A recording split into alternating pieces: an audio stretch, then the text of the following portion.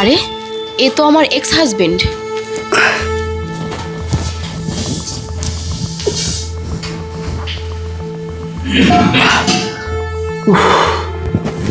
কি ব্যাপার, ওর এমন অবস্থা কেন? ও গ্যাস সিলিন্ডার নিয়ে এসছে আমার বাসায়। ওর তো অনেক টাকা পয়সা। ওর টাকার অহংকারে আমাকে ডিভোর্স দিয়ে দিয়েছে, বাড়ি থেকে বের করে দিয়েছে। ম্যাডাম, ওই গ্যাস আপনার, আর বিলটা দেন। আমার আবার অনেক বাড়তি যাইতে হইব গ্যাস দেওয়ার লেগে। হ্যাঁ ভাইয়া, দিচ্ছি। আসলে আপনি 10 তলায় উঠছেন এই গ্যাসের বোতলটা নিয়ে, আপনার তো অনেক পরিশ্রম হয়েছে। একটা কথা বলতাম, যদি কিছু মনে না করেন। আপনি একটু বসেন, আমি আপনার জন্য এক গ্লাস পানি নিয়ে আসি। না না ম্যাডাম, বসতে হইব না। আর আমরা গরিব মানুষ, এটা প্রতিদিনের ডিউটি। এই পরিশ্রম কিছু না। 10 তলা 12 তলা প্রত্যেক দিনে উঠতে হয় আমার। হচ্ছে আপনি টাকাটা দেন, আমি যাই, অনেক বাসায় গ্যাস দিতে হইব। হো, বুঝতে পারছি ভাইয়া। আসলে আপনাকে দেখে না অনেক মায়া লাগলো। বেশিক্ষণ তো লাগবে না, একটু বসেন, এক গ্লাস পানি তো খাবেন। আর কোনো সমস্যা নাই, আমি যাচ্ছি টাকাটা আনতে। বসেন, আপনি বসেন, বসেন। আরে কি করেন, কি করেন? নিচে বসতেছেন কেন? সোফায় বসেন। কী কর ম্যাডাম, আমার মতো একজন গরিব মানুষ, সারা শরীরে নোংরা, এই দামি সোফায় বইলে সোফা নোংরা হয়ে যায় তো। আরে না না, কোনো সমস্যা নাই, আপনি সোফায় বসেন, বসেন, আচ্ছা বসেন। আচ্ছা আপনি বসেন, আমি আসতেছি। জি ম্যাডাম।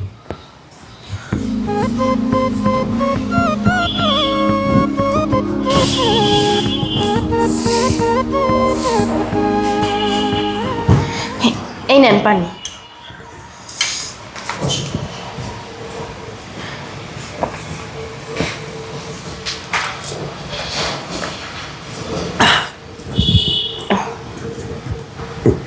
ম্যাডাম, ওই বিলটা যদি এখন দিতেন।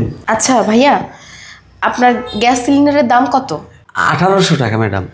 ও আচ্ছা, এই নেন। আমার কাছে তো খুচরা টাকা নাই ম্যাডাম। খুচরা বলতে?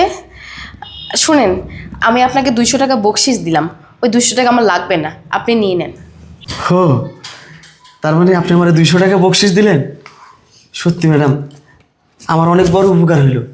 জানেন কত বাসায় গ্যাস দেয়, কেউ কোনোদিন বকশিস দেয় না। যদিও দেয় কেউ 20 টাকা 30 টাকা, এর বেশি দেয় না। এই প্রথম কেউ 200 টাকা আমার বকশিস দিল। আমার যে কত বড় উপকার হইলো জানেন। আজকে ঘর ভাড়া দিতে হইব 800 টাকা, আমার বাসায় 600 আছে। এই 200 মিল কইরা আজকে ঘর ভাড়াটা দিব। আপনার অনেক ধন্যবাদ ম্যাডাম, অনেক ধন্যবাদ। ইয়ে ম্যাডাম, তাইলে আমি আসি। আবার আবার অনেক বাসায় গ্যাস দিতে হইব। ভালো থাকেন। আরে দাঁড়ান, আচ্ছা আজকাল কেউ কি 800 টাকার বাসায় থাকতে পারে? কোনো মানুষ থাকে? বলেন তো।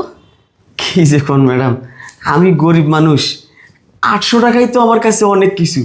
এই 800 টাকা জোগাইতে আমার কত কষ্ট হয় আপনি জানেন? আপনি জানেন না। আমি যতদূর জানি আপনার তো অনেক টাকা, বাড়ি গাড়ি ব্যাংক ব্যালেন্স সব আছে আপনার। তাহলে আপনি কেন ওই রকম বাসায় থাকেন? কি আর বলবো ম্যাডাম, সবই ভাগ্য।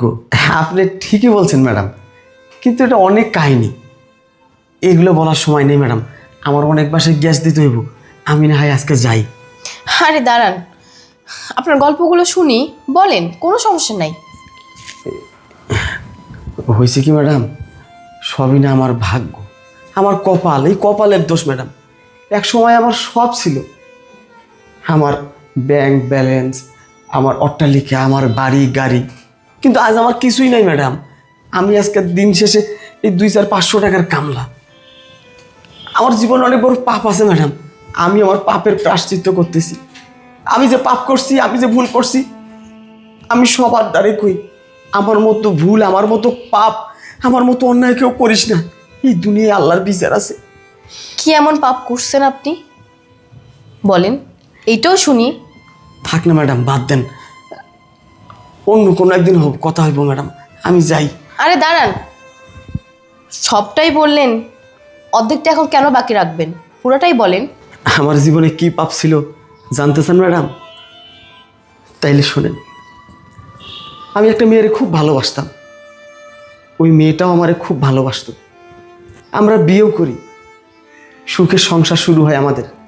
কিছুদিন পর থেকে ওরে আমার আর সহ্য হইতো না, ওরে আমি দেখতে পারতাম না, কেন যেন ওরে আমার বিষ মনে হইতো, খুব অসহ্য লাগতো। তারপর তারপর ওরে আমি খুব মারধর করি, গায়ে হাত তুলি, অনেক নির্যাতন করি। এক পর্যায়ে ওরে আমি ডিভোর্স দিয়ে বাড়ি থেকে বের করে দিই। তারপর আমি আবার একটা বিয়ে করি। যে মেয়েটারে বিয়ে করি আমি জানতাম না এ কত খারাপ, এ কত বড় কালনাগিনী। এ আমারে অনেক কাহিনী কইরা আমার সমস্ত সয় সম্পত্তি, আমার ব্যাংক ব্যালেন্স, আমার মিল ফ্যাক্টরি, আমার ব্যাংকে জমানো টাকা সমস্ত কিছু ধীরে ধীরে ধীরে ধীরে সে নিজের নামে আত্মসাৎ করে। আমি তারা কিছু বলতেও পারতাম না, কেন যেন এক প্রকার তার কাছে জিম্মির মতো হয়ে গেছিলাম আমি। সব কিছু সে হাতিয়ে নিয়ে মিথ্যা মামলা দিয়ে আমাকে বাড়ি থেকে বের করে দেয়, আমাকে পথের কাঙ্গাল বানায় দেয়, আমাকে ফকির বানায় দেয়, আমাকে মিথ্যা মামলার আসামি করে পুলিশের হাতে ধরিয়ে দেয়। আমি টানা 2 বছর জেলে থাকি ম্যাডাম। জেল থেকে বের হয়ে এসে আমি দিশাহারা হয়ে যাই। আমি কি করব, কোথায় যাব, কোনো পথ খুঁজে পাচ্ছিলাম না। আত্মীয় স্বজন বন্ধু বান্ধবের কাছে লজ্জায় যেতে পারিনি ম্যাডাম, তাই বাধ্য হয়ে এই কুলির কাজটা বেছে নেই। আমি এই কুলির কাজ করে কোনো মতো আমি আমার জীবনটা পার করতেছি। আমি আমার প্রথম স্ত্রীর সঙ্গে যে অন্যায়টা করি, যে অবিচারটা করি, ওর অভিশাপ লেগেছে ম্যাডাম আমার। সেই পাপের প্রায়শ্চিত্ত করতেছি ম্যাডাম, সেই পাপের প্রায়শ্চিত্ত করতেছি। ম্যাডাম আমার আর সময় নেই ম্যাডাম, আপনি আমারে মাফ করবেন, আমি আর সময় দিতে পারবো না। অনেক বাসায় যদি আমি এই সিলিন্ডার না পৌঁছাই তাইলে হয়তো আজকে খাবার টাকাটাও জোগাইতে পারবো না। ভালো থাকেন ম্যাডাম। দাঁড়ান, দেখেন তো আমাকে চিনতে পারেন কি না?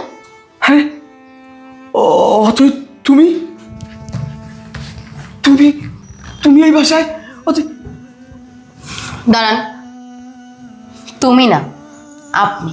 আর আপনি আমার থেকে দূরে থাকেন, আমাকে স্পর্শ করিয়েন না। আরে তুমি সব কি বলতেছো? আমি তোমার হাজবেন্ড, তুমি আমার বউ। দাঁড়ান, আমাকে তুমি করে বলার, আমাকে স্পর্শ করার আপনার অধিকার নেই। আর আমি এখন অন্যের বউ। হ্যাঁ হ্যাঁ তুমি, না না তুমি না।